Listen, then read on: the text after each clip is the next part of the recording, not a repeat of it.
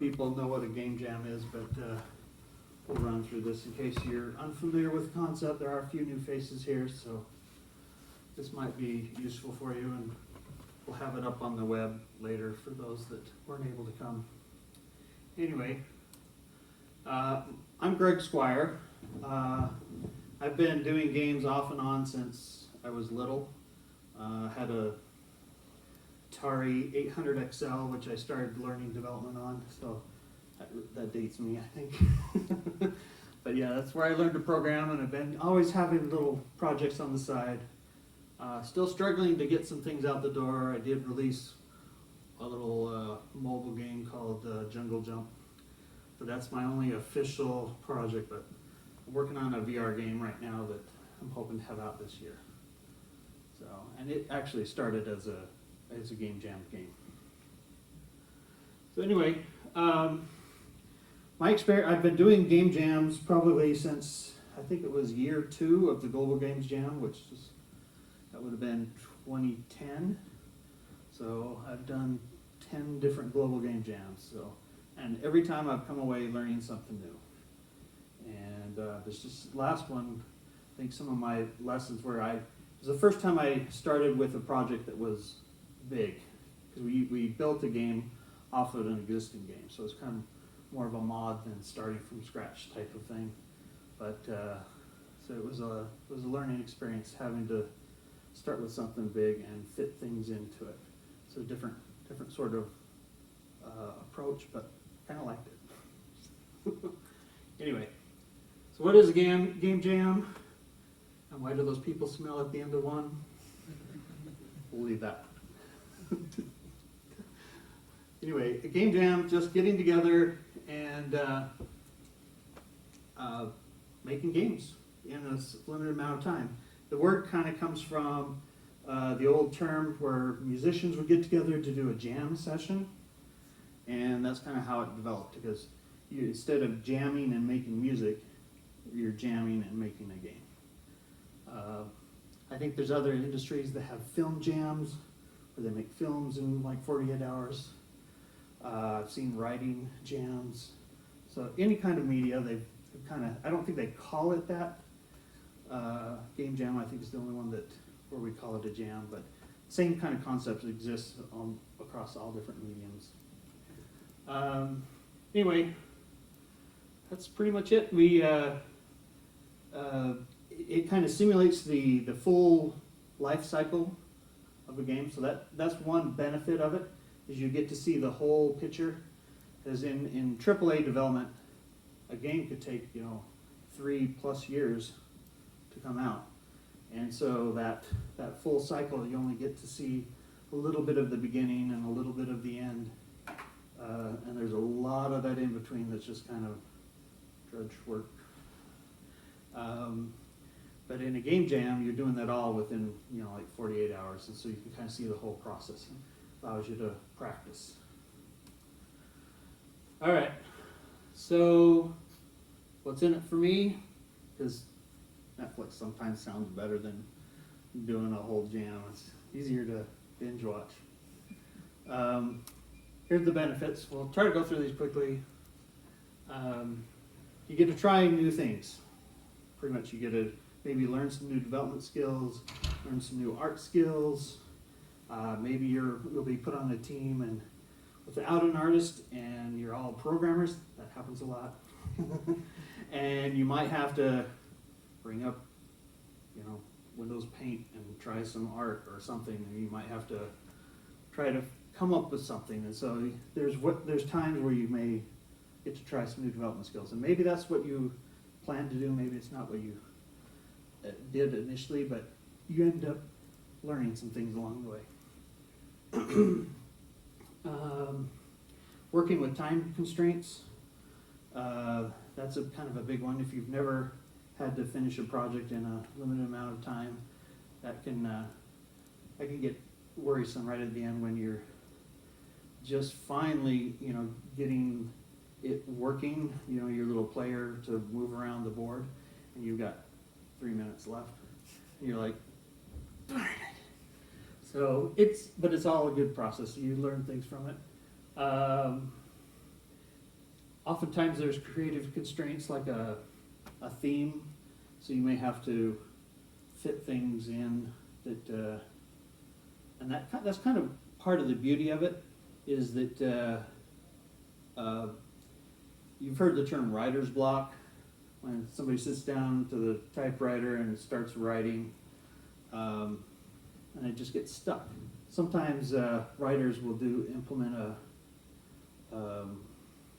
they call them writer's prompts. They're basically things that might inspire them to move beyond that block. And having those constraints so it limits your scope, limits your vision, so you don't get caught out in the weeds, you kind of come up with a solution and move on. Working with new people, if you're kind of a solo developer like I've been most of my life, it's a little different working with people and having, I work, I guess it's not old to me, it's I have a team that I work with. I have my day job, so I have those skills. But if you're an indie that maybe doesn't hasn't worked with people before, that might be a new skill to learn. Like, how do we interact with people and come to a consensus and move forward with the project? Because I've seen teams and jams that have just crashed and burned over creative differences. But again, it's a learning process. Project management skills, that's kind of part of that process. All right. Also, honing your old skills. I mean, practice makes perfect, right? So the more you do something, the more you get better at it. And I'd really recommend, if you're wanting to make a game, if that's your goal as part of the game, to know your tools, start honing your skills before that. This does let you still practice, but the more you do it, the better you get at it. There's that old Malcolm Gladwell's rule of 10,000 hours. You guys might have heard about that. To get good at something, he says you have to put in 10,000 hours of that thing to become an expert at it. So game jams, even though I haven't done 10,000 hours of game jams, you get good at it just from practicing. And like I mentioned, yeah, game jams, I simulate that full cycle, so you get the whole process. And because of that, it gives you a chance to maybe do some of those parts that you don't often get to do. Because in a like a AAA cycle where it's a 3+ year project, some of that beginning of the design you don't get to do as much. That design's kind of fairly fixed. They can make changes a little bit on the way, but you don't get to do that as often. All right, so in the words of infamous Daddy Yoda, do or do not, there is no try. So just do it. That's how you learn. You learn by doing. All right. Other kind of things is it allows you to experiment. When you're working on a project for like a AAA studio, you don't get a lot of input on the decisions unless you are, I guess, the designer. But if your input on that project is limited, and you might want to try some new things. That's, I think, one area where indie games are awesome, because you can try whatever you want. You can experiment. You may maybe try some game mechanics that at first sound stupid, but when you actually implement them, they're kind of cool. They're kind of fun.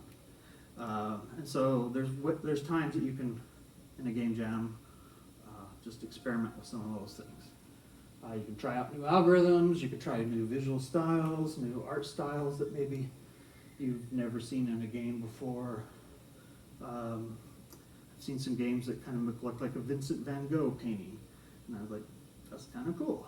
So there's all kinds of things that you could try, not just programming, but in art as well, and music. You could experiment with like new engines or libraries. When I first did game jams, that's actually what I did a lot of. I don't know if I recommend that, trying to learn an engine while you're trying to make a game. You end up learning the engine, maybe not so much game. But if you go into it as that's your purpose, then you've served your purpose. So those first jams that I did, that kind of had served my purpose of learning those engines. Okay, obviously networking is a way. If you're working on a global games jam setting where you're meeting in person, there's a lot of networking opportunities. If you're trying to maybe get your foot in the door in the industry, it's one way to meet some people in the industry and start making those connections. That could open doors for you later. Also, I've found that when you're working around other people, even if you're doing a solo project and you're working around other people that are excited about making something, there's that kind of energy that you can feed off of, and actually that's reciprocated too, because they can feed off your energy. So there's a way, I don't know how to describe it, but just when you're together and you're all excited, you're like, ooh, cool, that's awesome. It just fills you. I don't know how to describe it, but that's it. It's just creative energy. Here's some other considerations: team versus solo. Kind of touched on that a little bit. There are advantages to working in a team. There's things you can learn from other people. Plus, you don't have to carry the load yourself when you're trying to do it solo. Of course, the advantage of doing solo is you can make all the creative decisions, and nobody's there to say that's stupid. But at the same time, it's sometimes a little harder to make a full game by the end, all by yourself.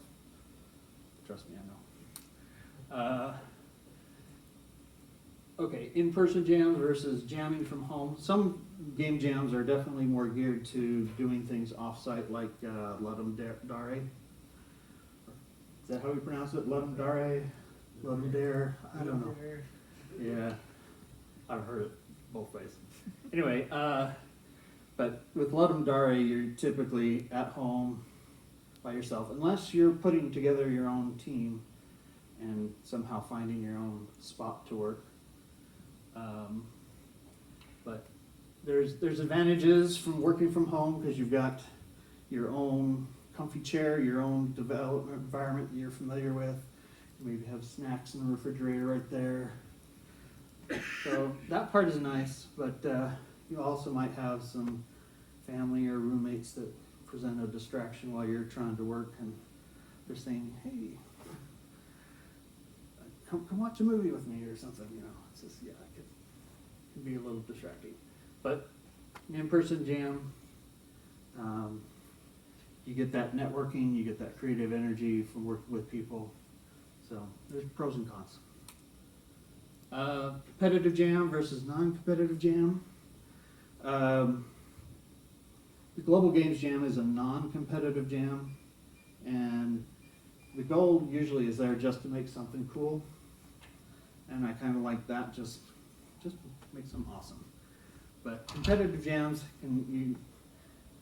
if you're wanting to hone your skills a little bit more, get some feedback on your project and see how it pans out against other people, then that can be an advantage too. Kind of see how that goes, especially like with, I think probably the most competitive one out there is the Ludum Dare, or the RA one. I don't know.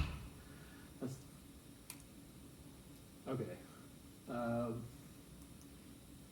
know why that was in there twice. Okay.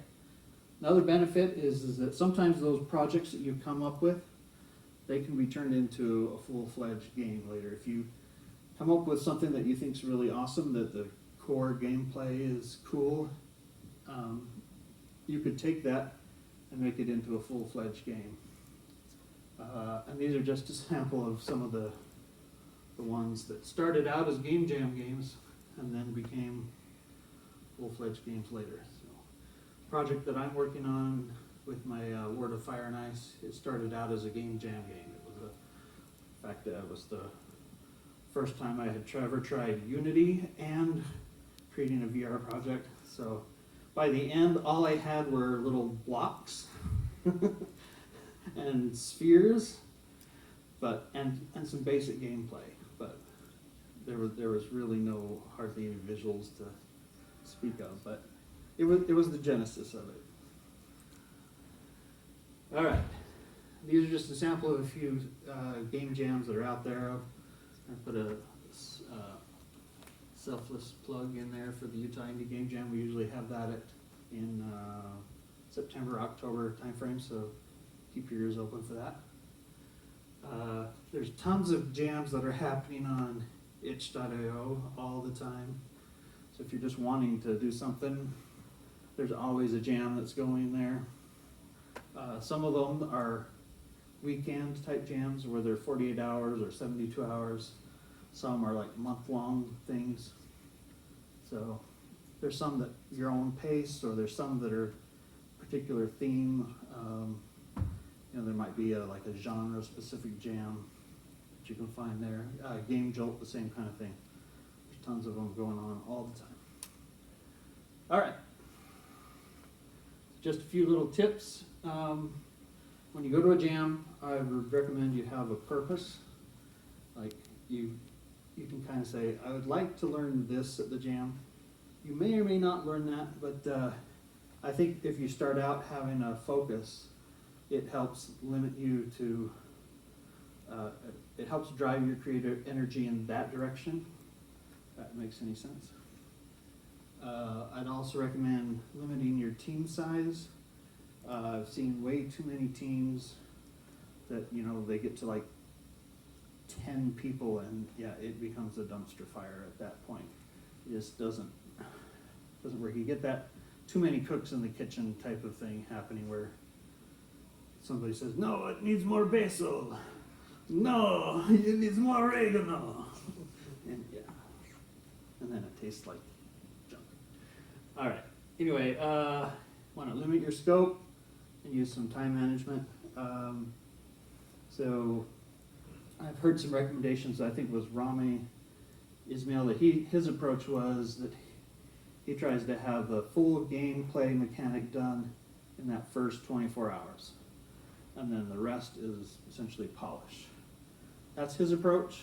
You don't have to take that approach, but you end up with a more polished product at that end. But if it's your first jam, I wouldn't worry about that so much. But you do want to kind of cut the features down to things you can fit in that 48 hours. And when you start getting close, I would recommend doing some more QA. Honestly, this is something I haven't done as much. We kind of push it right to the end, trying to get in as many features as you can. But I've seen a lot of jam games where they kind of cut themselves off a few hours before the end and just focus on testing and fixing bugs and making a more polished experience. So, and those ones are really cool.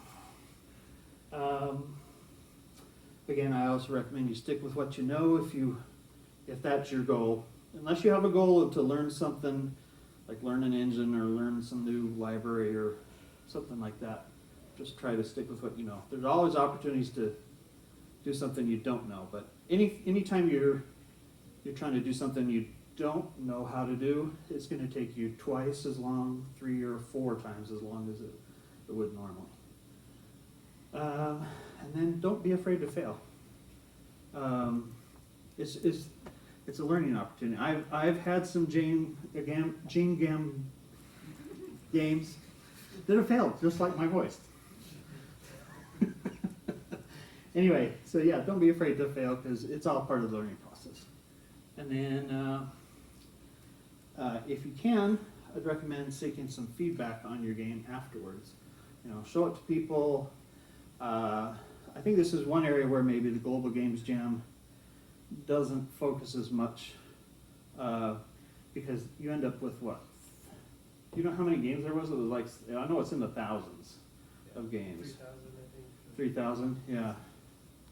There was like 950 sites or so, something like that. But Yeah, so you end up in this big pile, and so your game might not get played as much. Some of the early jams I did kind of did a jam with the Global Games Jam, and they were doing a Game Maker Jam on the side. I kind of munged the two themes together and entered it in both.